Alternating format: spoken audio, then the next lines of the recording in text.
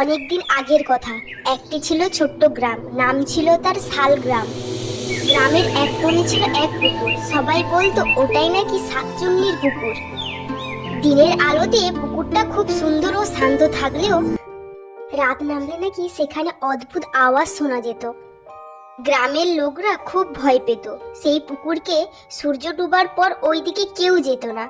অনেকে বলতো রাতে একটি লাল শাড়ি পরে শাকচুন্নি পুকুর থেকে উঠে আসতো আর তাকিয়ে তাকিয়ে হাসতো।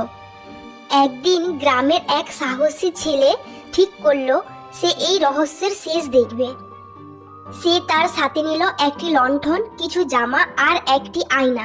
রাতের বেলায় সে চুপি চুপি চলে গেল পুকুর ধারে।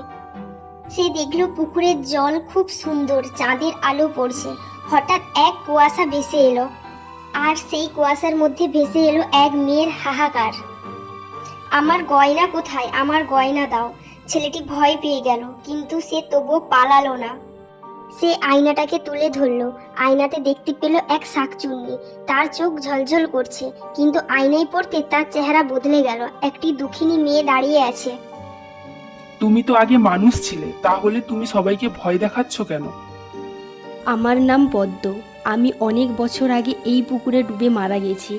আমি মারা যাবার পরে এক লোভী জমিদার আমার গয়না নিয়ে যায়। তাই আমি প্রত্যেক দিন গয়না খুঁজতে এখানে আসি, কিন্তু কেউ আমার কথাই শুনতে চায় না। আমি তোমার গয়না খুঁজতে তোমার সাহায্য করব। পরের দিন রামু গ্রামবাসীদেরকে সবকিছু কথা খুলে বলে। সবাই পুকুরের কাছে খোঁড়াখুড়ি করে একটি পুরনো বাক্স পেল। সেখানে ছিল সোনার গয়না ও পদ্মের নামে লেখা একটি চিঠি। সেই রাতের পদ্মর আত্মা শান্তি পেল। পুকুরটা আবারও খুব সুন্দর ও সাধারণ পুকুর হয়ে গেল। গ্রামের লোক পুকুরটার নাম দিল পদ্মর পুকুর।